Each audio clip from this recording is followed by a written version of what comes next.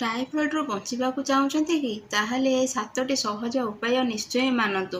दूषित खाद्य और दूषित पानी द्वारा टाइफॉइड संक्रमण बढ़ी थाए। सो फास्ट दूषित खाद्य और दूषित पानी ठारू दूरे रुहतु। सबु टाइम रे पानी की फुटेई ठंडा करी पियंतु किंबा एक्वागार्ड पानी यूज करंतु। खाइबा पूर्वरु किंबा टॉयलेट जिबा परे भल करी हैंड वॉश किंबा साबुन यूज करी हाथ को सफा करंतु। सबु टाइम रे रंधा गरम खाद्य खातु। फल और पनीपरिया को भल भाव धोई खातु। घरर आखपाख को क्लीन रखंतु। जदि आपणक आखपाखे टाइफॉइड संक्रमण बढ़ुची ताले होमियोपैथी रे best effective and preventive medicine अच्छी ता ना है बैक्टीरिया।